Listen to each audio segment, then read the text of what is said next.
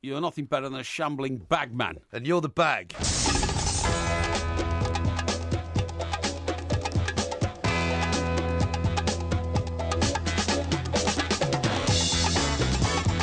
Good morning, I'm Mike Graham, he's Mike Parry. You're listening to the two mics on the warm-up right here on Talk Sport. It's another massive weekend in the Premier League. Spurs kick off against Huddersfield in the early game live at Talk Sport, of course. And then we're bringing you Chelsea, Manchester City later in the afternoon as well. The big debate isn't just around who wins at Stamford Bridge. Without Sergio Aguero, of course, can Man City do it? But will it be another red-letter day for Harry Kane, who's already scored 6 hat-tricks this year alone? And how soon before a richer club lures him away? People keep asking the question, he keeps saying no, but it's got to happen sooner or later, hasn't it? 08717 22 3344. Coming up, we're talking to Grammy Award-winning producer Steve Lillywhite. We'll find out what he's been up to. We'll have a 1-minute moan, and of course, all the usual award-winning journalism. You're listening to the two mics with me, Mike Graham, and Mike Parry on Talk Sport.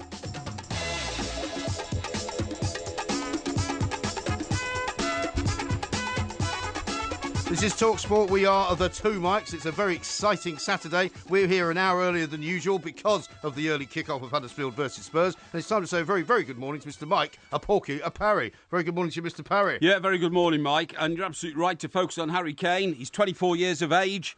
I think this will be his last season at Spurs if Spurs don't come up with the baubles. Do you really? Yes, I do. It's got to be. If he's got any sense, right, do you know who he owes it to? He owes it to himself. He does not owe it to anybody else.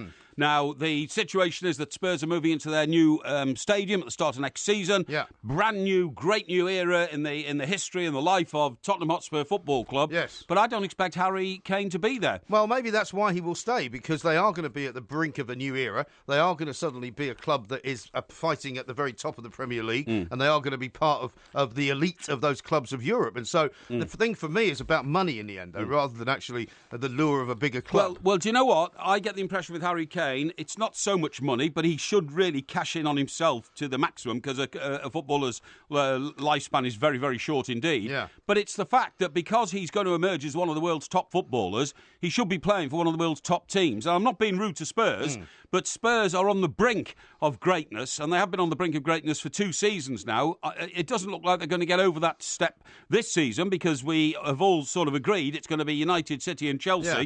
And therefore, at 24, he's got to make his mind up. Now, Romelu Lukaku was absolutely certain what he was doing halfway through last season. Well, I mean, he started talking about wanting to play for a team in the Champions League. He did. Many months Christmas, before that. Yeah. Before Christmas this year.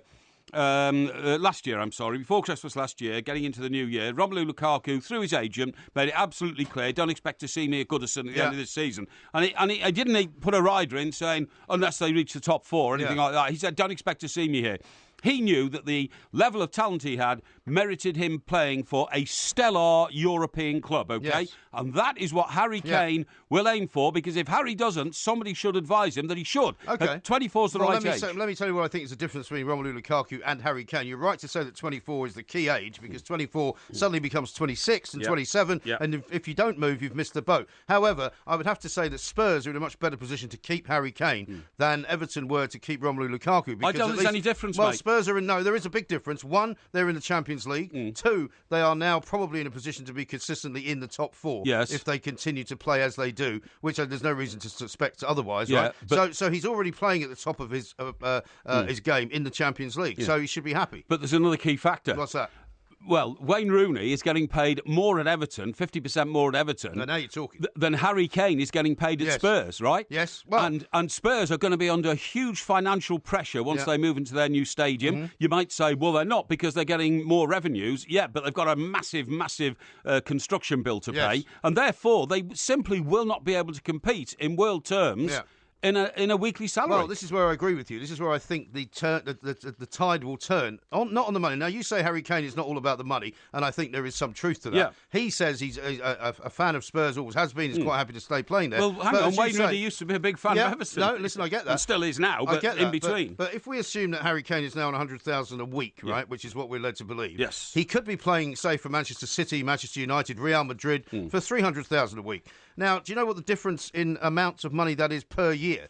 If you're getting £200,000, it's £10.5 million quid. Exactly. Now, that's nothing to be sniffed at. And he will have people who work for him, like his agent, maybe a wife, which he doesn't have yet, but who might say, well, hang on, why are you turning your nose up at £10.5 million a year? Yeah. What's so great about Spurs? And that could be a 5-year deal. So that's 50 million. It's 50 million quid. Exactly. So we're talking serious money. Very serious. The kind of money that can afford you to take a private jet over to Amsterdam anytime you like to watch a concert, if you should so wish. And get a nutty taxi driver to drive into a lamppost on the way back to take you to the airport because he wasn't concentrating. Yes. Now, we want to give the number out because we want to hear from some Spurs fans here, because it's an age-old story. People will be having this argument for probably years to come until Harry Kane is offered a load of money. That's in right. which case, at some point, he's going to take it. Yeah, OK. The number is 08717 223344. We're not asking you to ring up and make a judgment on Harry Kane. Is he a mercenary? All footballers should be mercenaries. They've got to cash in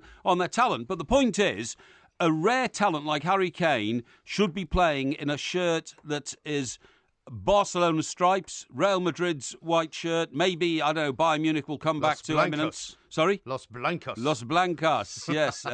Galacticos, or Galacticos. Galacticos. The Galacticos, Galacticos is something else. Yeah, sorry, it probably is, and all I'm saying is that it would actually be like, for instance, Noel Gallagher saying, tomorrow I'm joining a skiffle group, in Wythenshawe, just outside... His brother Liam's outfit. Yeah, that's right.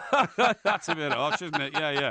That's a bit harsh. I see he's been abusing him again on Twitter. Yeah, he has. We'll have to talk to Steve Lillywhite about that. We'll have to talk to Steve Lillywhite about that. It's like Kane and Abel, those two. They are. Bringing Harry Kane back into it. That's right, absolutely. And what I'm saying is that the level of talent he has, where he could become the world's top footballer, certainly the world's top striker, because... Are you going to give the number out at any point? I've given it out already. All right. 08717 223344. As Messi and Ronaldo shuffle off the football stage, Harry Kane will take centre stage. Yes, well, he's a tremendous player. He's got an awful lot of a massive future ahead of him. Yes. But in the end, $10.5 million a year, to turn that down, I don't know what sort of, karma you must have. Exactly. What sort of calmness you must have. Yes. But it may be that other people will put pressure on him. We want to hear from you. 08717 223344. Teddy Sheringham was on TalkSport earlier this week, right? And he says that Spurs need to match Harry Kane's ambitions or they will lose him.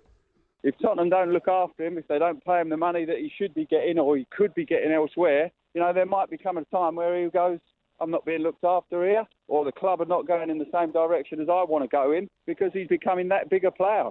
He is becoming that bigger player. And Teddy Sheringham knows all about moving, because he moved, did he not, to Manchester United when everybody said, what's he done that for? It was very funny. I mean, in the twilight of his career, he moved to United. In the first season, won nothing. And when United played Spurs, all the Spurs fans were chanting, "Oh, Teddy, Teddy, you moved to Man United and you won nothing," or something, a variation of that. Yeah. Yes. And of course, the following season, he won the treble. Scored a goal in the Champions League final, scored a goal in the FA Cup final, and I think he scored a goal that clinched the Premier League title. And what a tremendous advert for football and for English football Teddy Sheringham was. Yes. Harry Kane can be as successful as Teddy Sheringham, if not more successful. And before you say, he's a lot better than Teddy Sheringham for me, is one of the most underrated players of all time. Well, people don't talk about him in the same breath that they talk about Gaza and others, but he was brilliant. Well, I saw him play for England against Holland, the famous quarter-final, Terry Venables' team in '96. He scored 2 that day, and he looked world-class. And in many ways, he was world-class. He always came up with the goods. Yeah. In that famous game when Bex eventually scored the free kick. It was his throw-in, wasn't it? It was his throw-in, but also I was sitting very near to the bench, actually, near to Sven. Yeah. And the amount of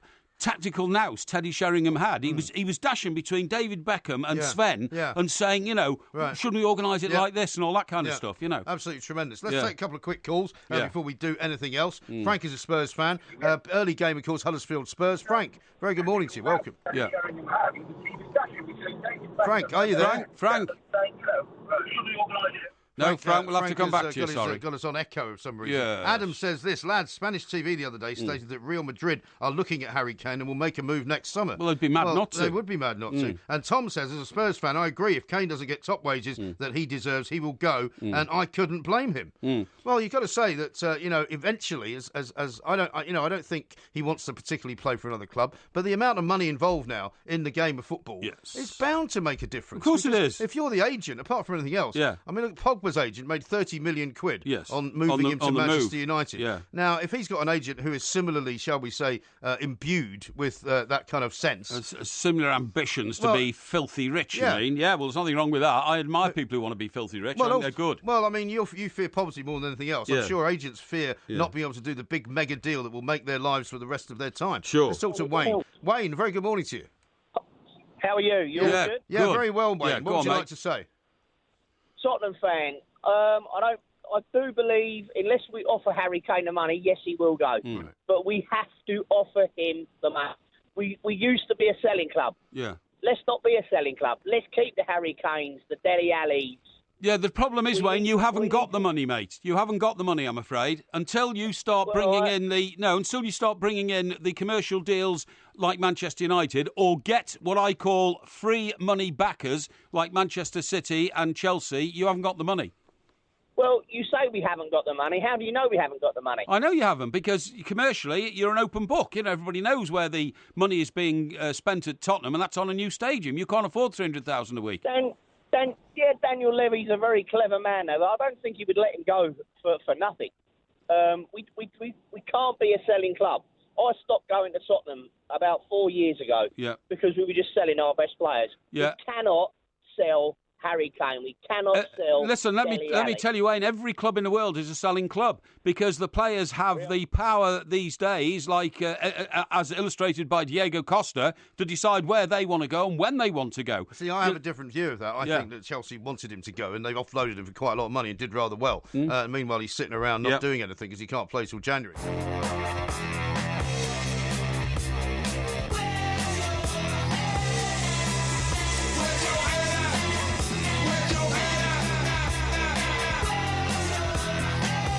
Talk Sport, we are the Two Mics on the warm-up. We've got loads to do. You can tweet us, of course, at the Two Mics, at Mike Parrier, at IROMG. Russ has tweeted in. He says, you were such a huge hit in the USA. How about a show from St. Vlas, Bulgaria? I'll introduce Porky to Bulgarian grape brandy. Yeah, that sounds nice. I think I've drunk Bulgarian wine in the past. Have you? Yeah, I think so, yeah. And it was sort of...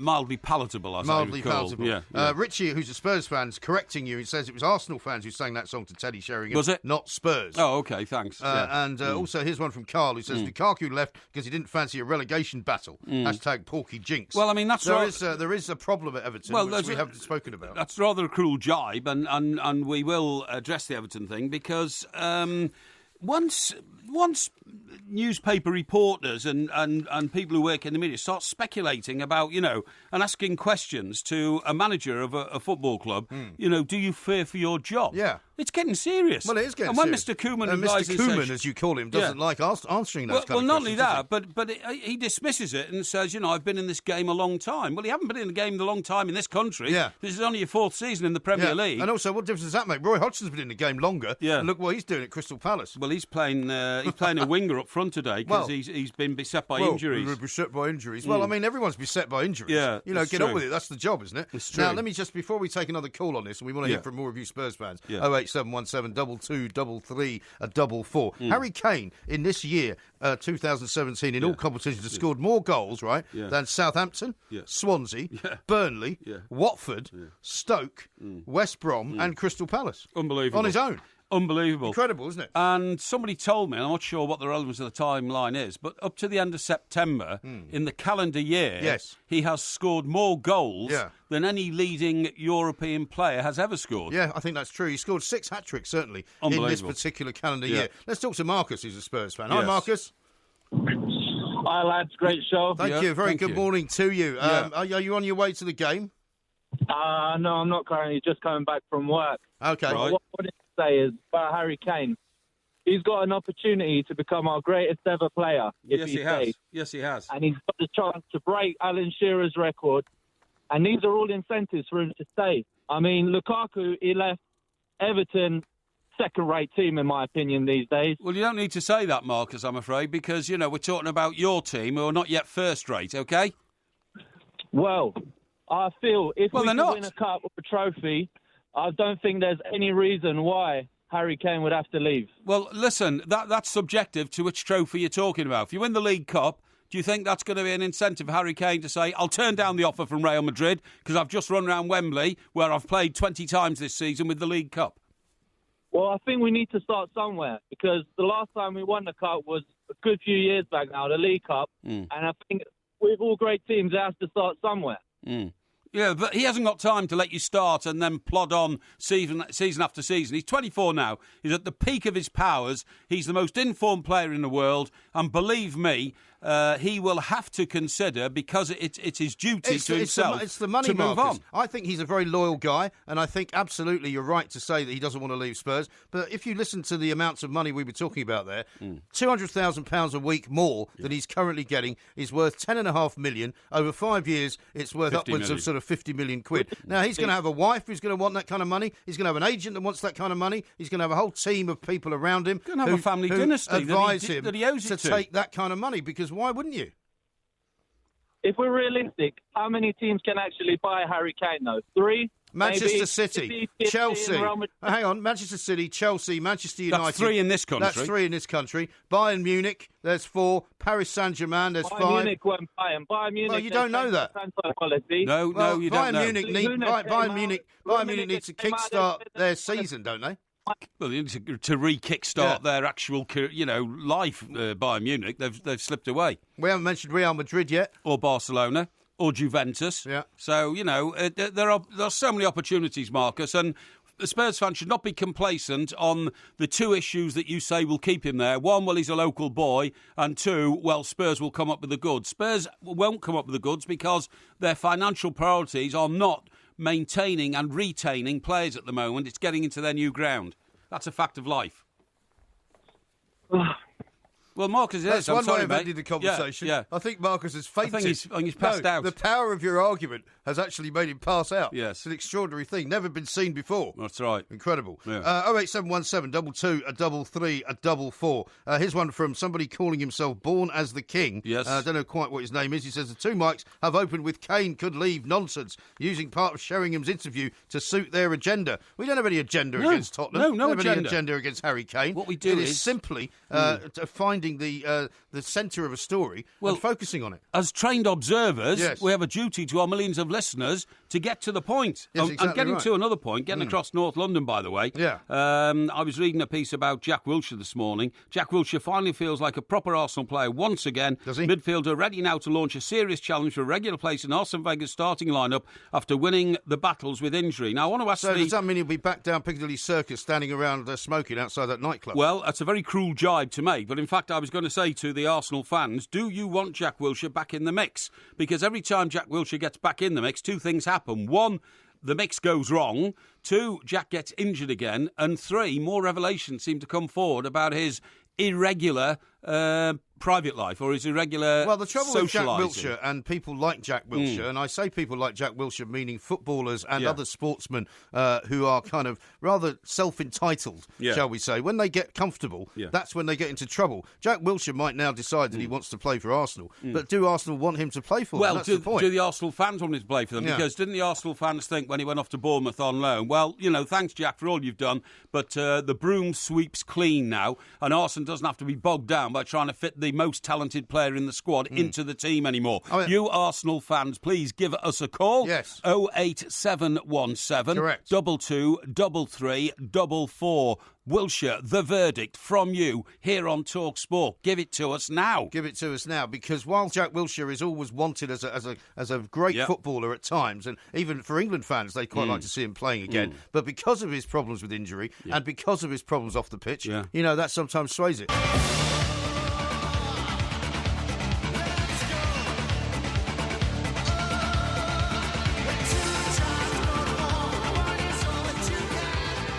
This is Talk Sport. We are the 2 mics. Got loads of calls to take. We're going to come to them very, very shortly. The number, of course, 08717 22 3344. The Happy Hammer Ricky says Kane should leave. £300,000 a week. You're only a top striker for a few years. Dean Ashton as an example. Spurs will always sell. Look at Gareth Bale. Toby doesn't agree. He says chatting absolute dross on the 2 mics on Talk Sport about Harry Kane. Spurs can't afford him. Chelsea could buy him. Well, I don't see which any of those sentences is incorrect. No, absolutely. You know, Spurs may be able to afford him, Yep. but why would they suddenly triple his wages for no reason? Yep. Unless somebody else offered him triple. Yep. Let's see what the fans think. Let's talk to Andy, who's on the way to the game. Andy, very good morning to you. Morning, lads. How you doing? Yeah, very well Yes. indeed. What do you think, man? Well, I think he will take the money eventually, but in the meantime, I think he's a loyal lad, he's a local lad, and his heart's Spurs, and that's a big thing. It is.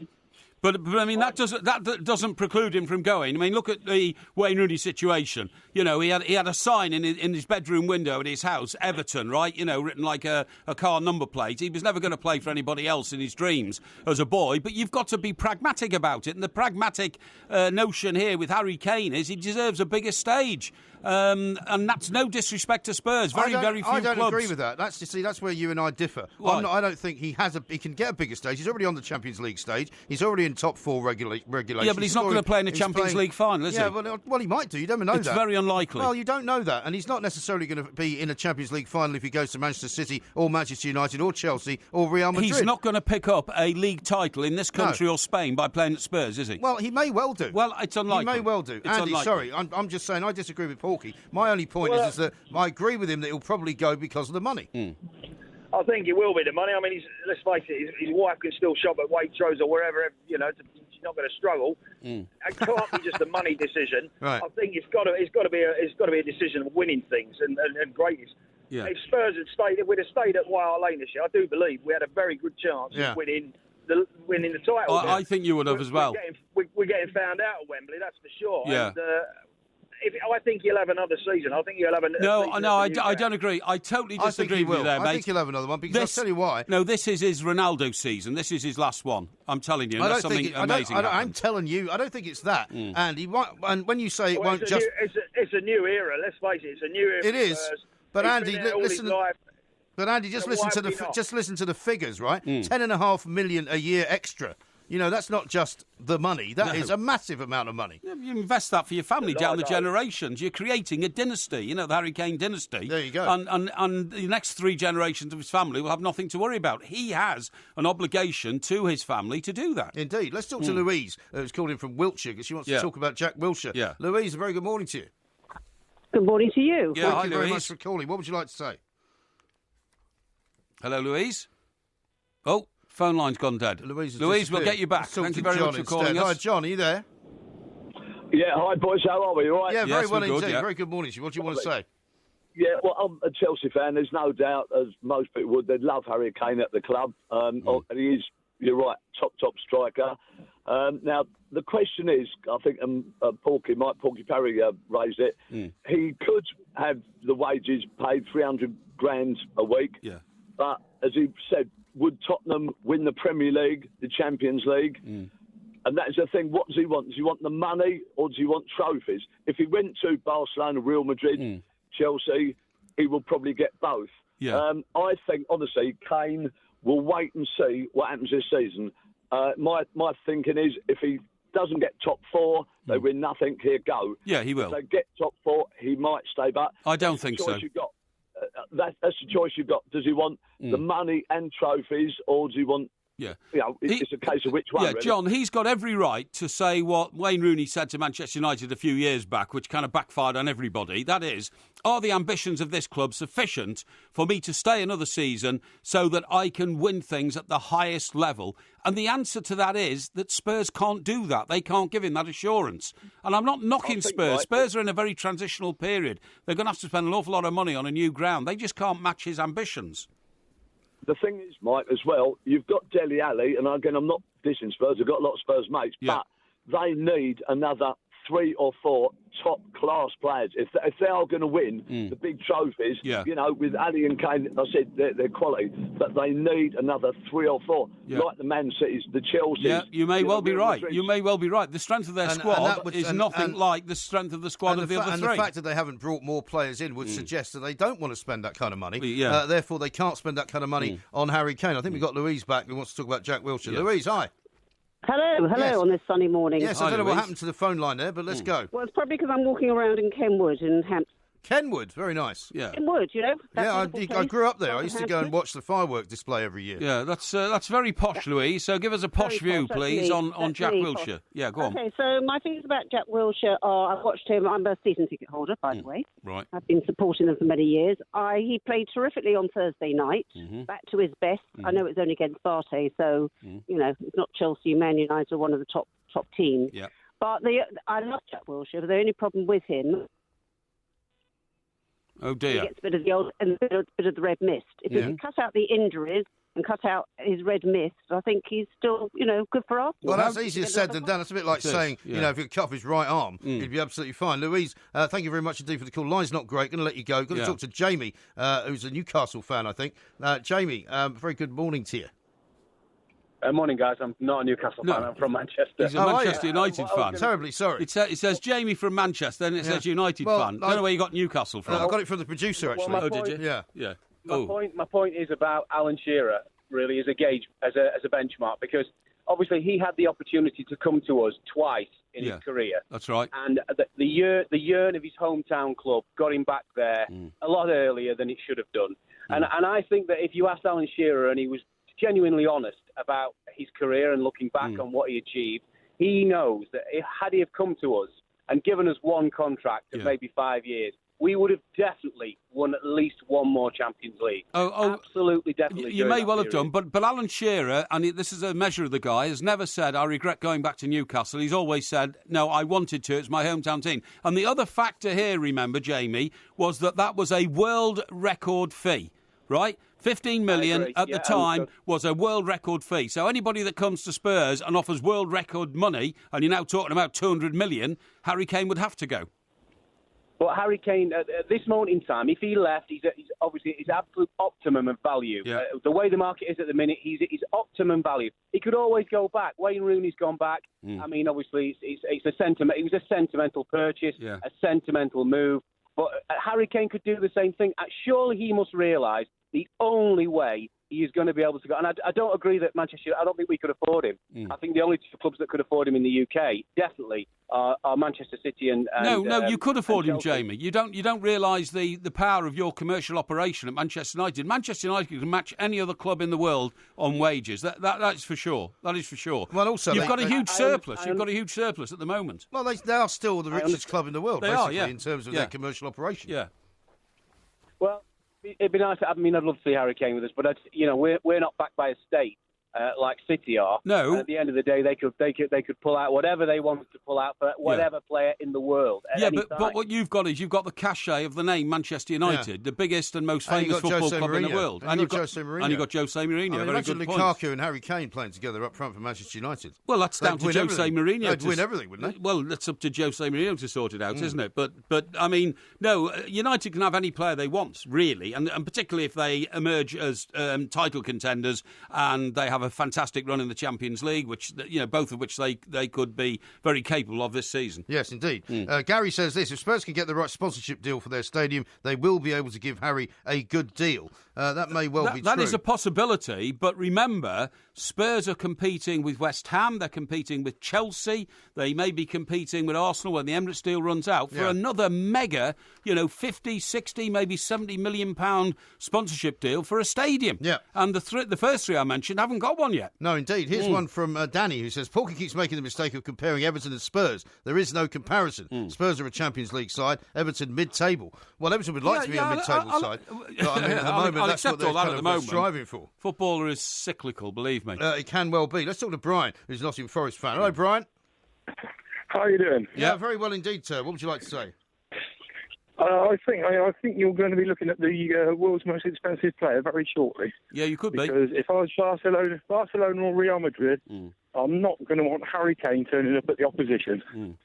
Yeah, no, I totally agree with that. We're going to end up with a very large bidding war. Yeah. Maybe Man United joining in just to bulk the price a bit more. Yes, no, I can totally handle that. And you're absolutely right. Rivalry between clubs on the continent, particularly Barcelona and Real, is such that they will. Who are they? Yeah. Is such that they will try to outbid each other for his services because they regard it as a badge of honour to have the world's top player in their ranks. Well, the chairman of each club has to have their one marquee sign in the year, don't they? Do you mean El Presidente? Yeah, I think that's what he's talking about. Yeah, well, have you swallowed some kind of a Spanish pill of some description? No. Now, thank you, Brian. We've got to move on because we're running out of time. It's not a very long show, this. How about this one from Nicky? Yeah. He says, hi, guys. Any chance of a mention of my brother Craig? Like me, he's a big fan of the Two Mics. He's getting married out here today in sunny Cyprus. Wow. Gives me a chance to mention Limassol. I wonder if he's getting married in Limassol. I don't know where Limassol is. Don't you? No. Isn't that team that came and got a draw at Everton the other night? Now, what's the name of this chap who's getting married? His name is Craig. Craig, I want to wish you the very best for the rest of your life. Have great nuptials and... Can you bring a Limassol scarf back for Porky? And ignore the loaf-faced oafness, oafness niche get on with it. You said of the my time. pal. Get on but with anyway, listen, have a great day, mate. Have a great wedding, and good on your sister for sending us the request. It's his brother. Oh, his brother. Right, good on your brother for sending us the request. I once had a girl, or should I say, she once had me. She showed me her room, isn't it good, Norwegian wood. She asked me to stay and she told me to sit anywhere. So I looked around and I noticed there wasn't a chair. I sat So you managed to squeeze a Beatles song into the 2 hour show. I didn't actually. That was our production team who were right on the ball, right? Really? And the reason we're playing that, I think that's one of the most beautiful songs I've ever heard. I really love it. And Norwegian Wood, by the way, everybody What's it thinks... about? Well, everybody thinks it's about the Help film, because the Help film, part of it was filmed in Norway, wasn't it? In forests. Well, Well, you've never seen it? But I mean, I don't know where it was filmed. I'm not that much of a don't you remember them in the black capes? In the black capes on the snowy hills and the fir trees and all that. Vaguely. So everybody thought, well, that it's not exactly Oscar-winning stuff, is it? But they were the most famous people in the world at the time. Well, that's fine. But that was a long time ago. It was a long time Most ago. of the people listening to this show weren't even alive then. No, but Mozart was a long time ago. But we still revere him for his genius. He wasn't in that Help film, was he? No, he wasn't in the Help film. No, actually, he wasn't available that day. It was done in Norway, and he came from Germany or somewhere like that. You sure? Anyway, not Austrian? He's Austrian. That's right. Yeah. In fact, I interviewed the guy Vienna. I interviewed the guy who makes a living impersonating Mozart, standing on a box outside Vienna Castle. That's right. Why did you interview him? Well, I just thought it was a bit of a laugh, because he said he'd been there 400 years. But anyway, the point of my story is... So what was it about? So it wasn't about Norwegian woods. Right. What it was about was, they lived in London. I assumed it was about Norwegian wood, not as in the woods, but a piece of wood. Yeah, people who buy all their furniture in those days at trendy stores like Bibendum and all that kind of stuff. Well, Bibendum, no, you're thinking of Heels. Heels, that's right. Yeah, places like that. But Mary Quant was big at the time, and I think she had a furniture range as well. Did she? And all the furniture was made out of Norwegian wood. That's what I'm thinking. That's what I thought it was about that. So John Lennon goes round to some, young lady's place, after a show or something like that, and he's sitting there and he notices everything's made in Norwegian wood. Oh, yeah. So he wrote a song about it. Oh, okay. But the reason why are we played playing it then? Well, if you listen to the opening bars, you will hear a twanging noise in the background. I did hear that, yeah. Yeah, that twanging noise was George Harrison playing his sitar, Oh, yeah. okay?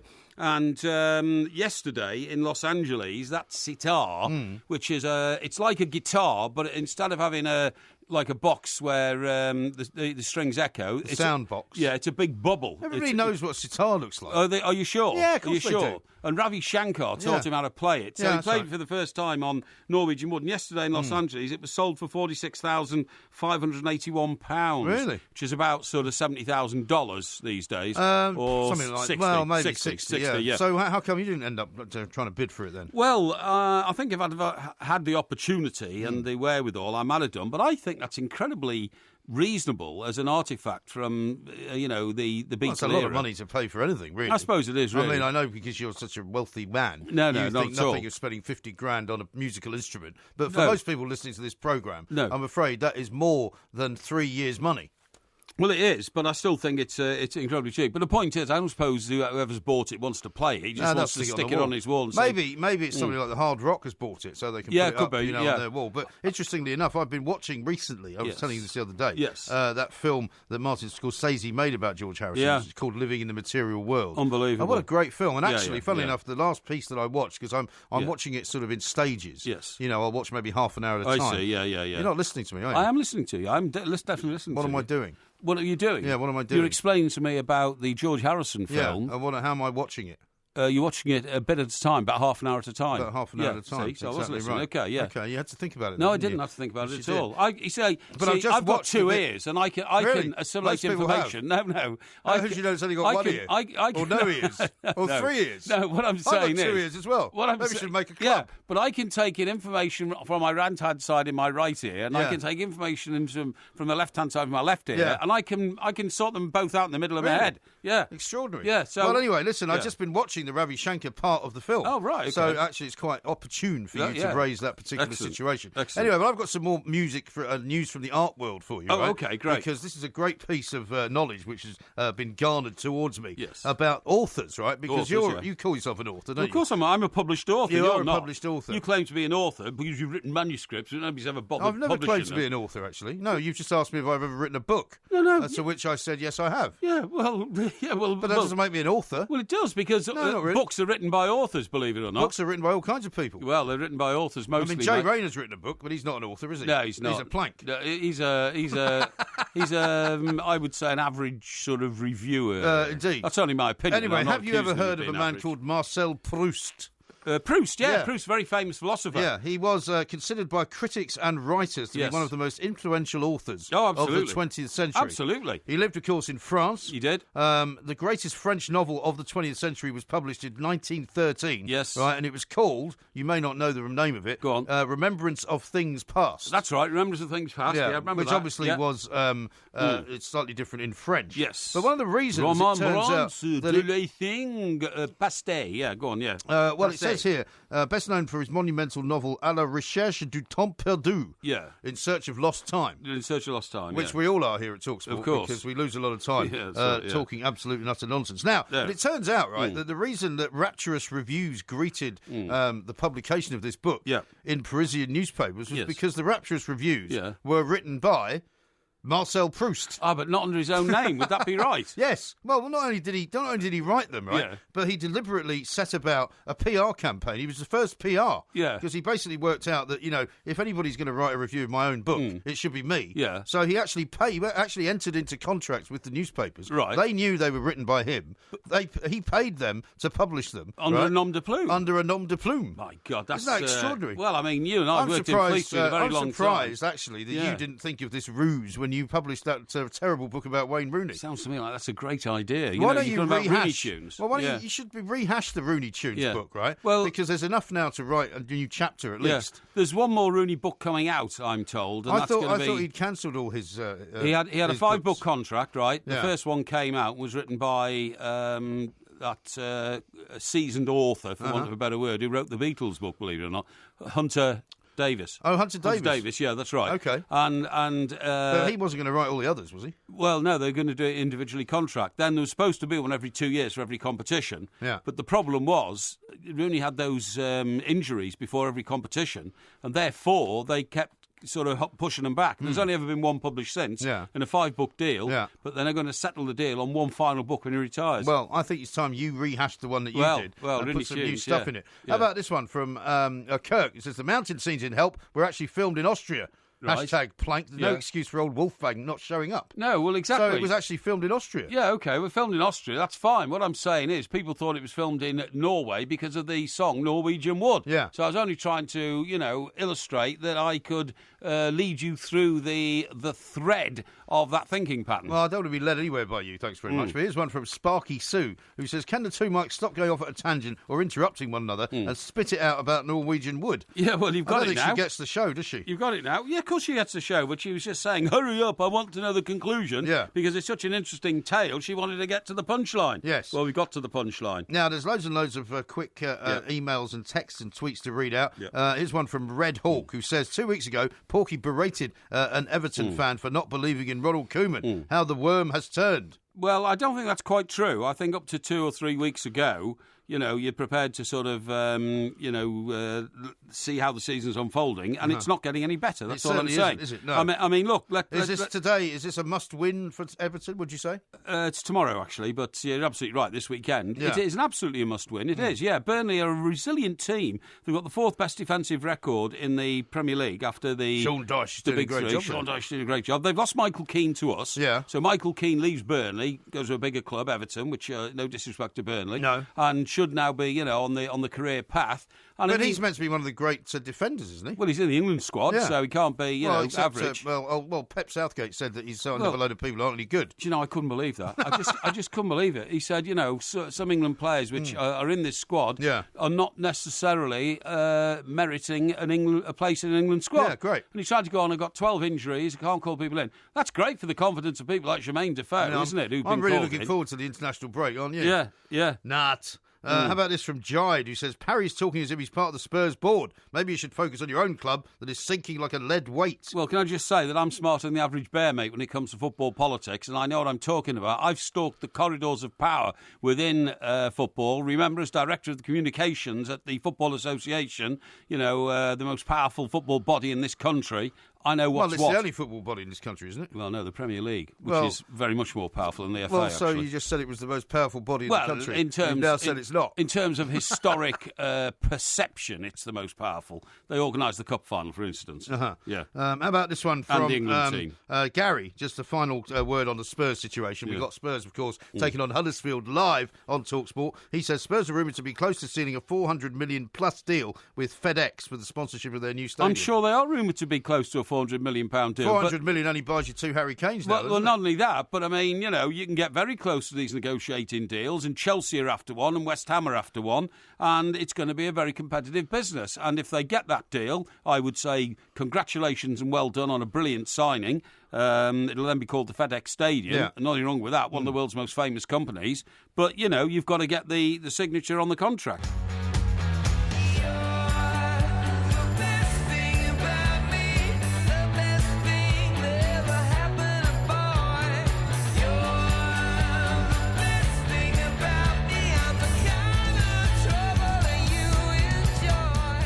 Now, I don't know whether that's the sort of song Pep Guardiola would sing to Sergio Aguero. You're the best thing about me. Yeah. Of course, Sergio Aguero missing the big game today against Chelsea down at Stamford Bridge because he ran into a pole in Amsterdam, rather unexpectedly, I suppose you might say. Yeah. But the man who produced that song, which is U2's latest one, of course, is the very same Mr. Steve Lillywhite, who's on the phone. Steve, a very good morning to you.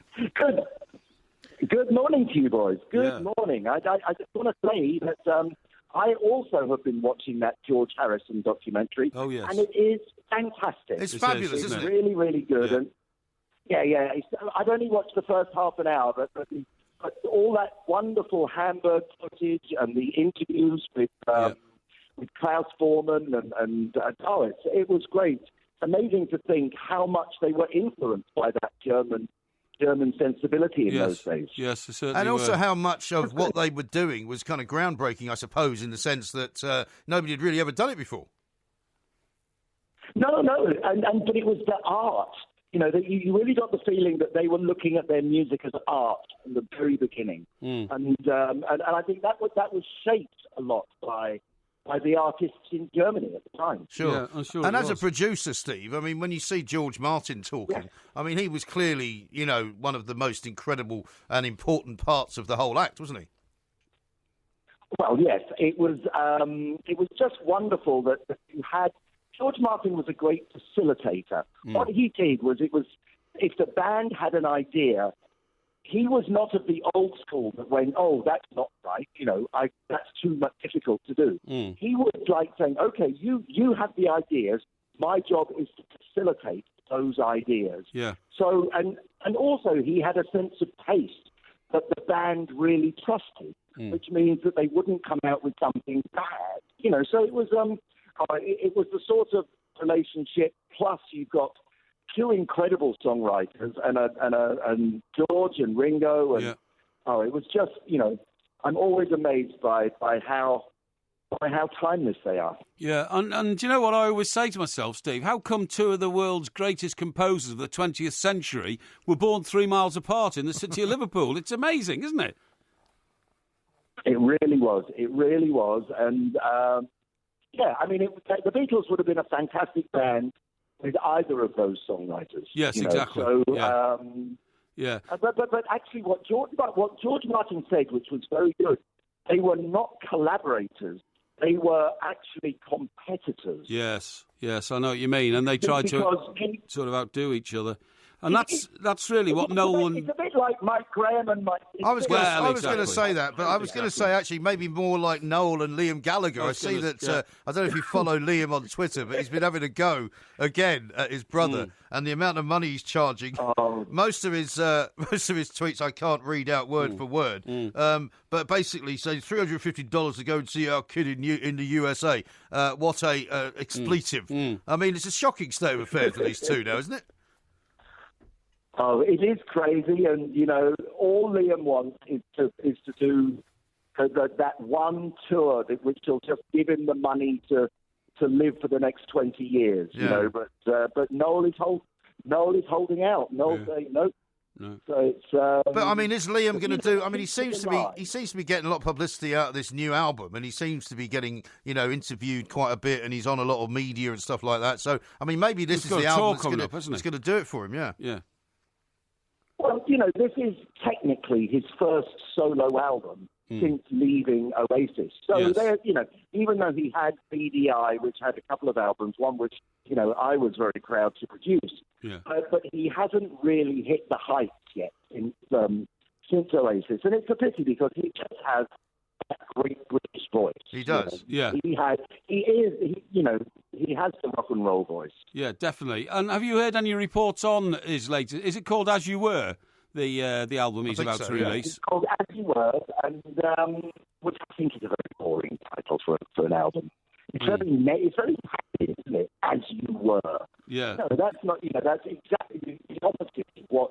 Well, it is indeed. It doesn't make me want to really listen to it. No, we haven't got a lot of time, Steve, and the line is crackling up a little bit. Okay. But give us a quick a summation of what you think is going to happen to Stamford Bridge later. Yes.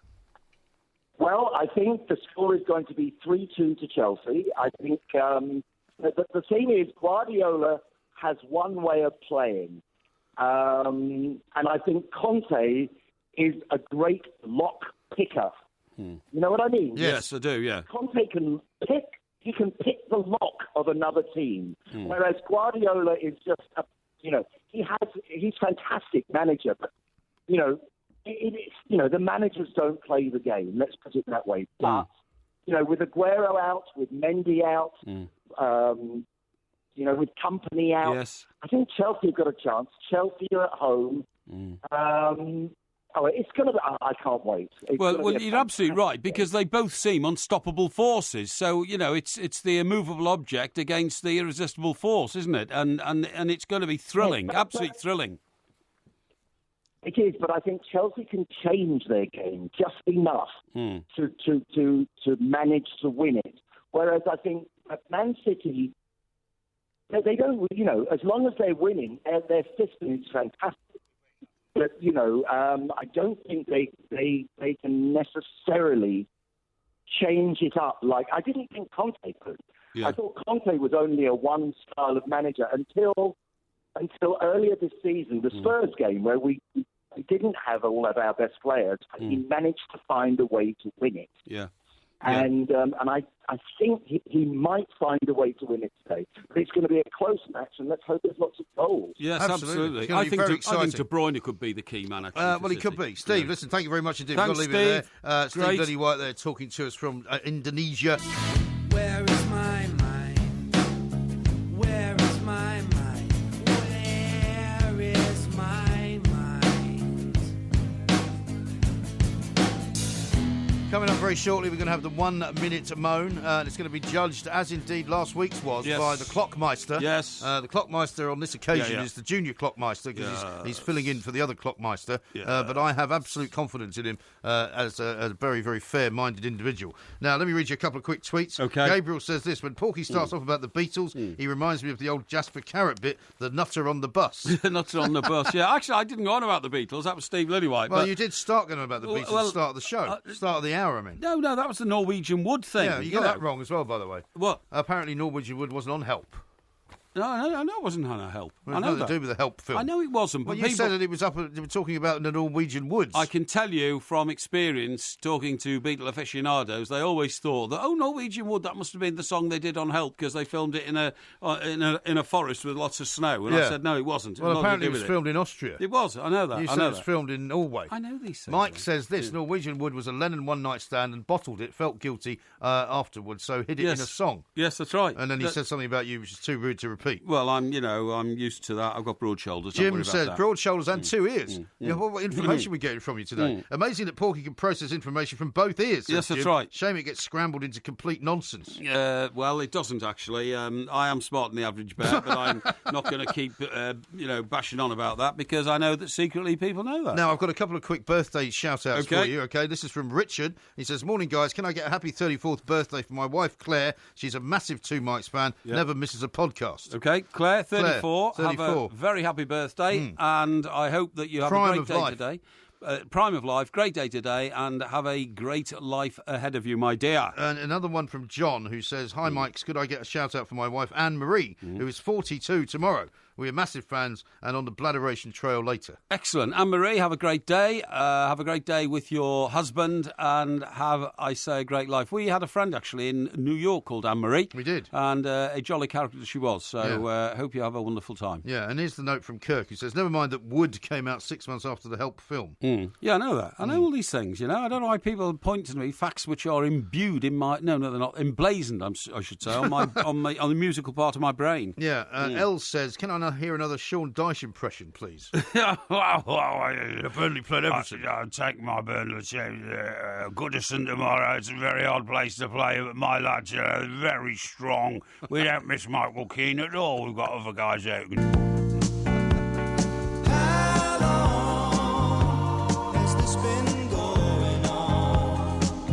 The Clockmaster's not on the top of his game today. He's not on top of his game, no. I think he's... luckily, he will, I'm sure, make a full recovery in time to judge the 1 minute moan. Well, he knows which side his bread is buttered, so I have no problem about the judging process. His way, have you?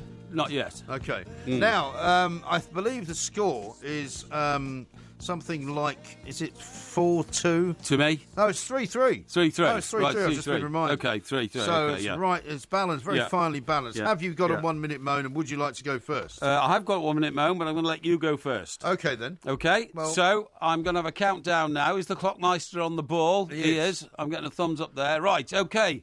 Clockmeister, fire the clock.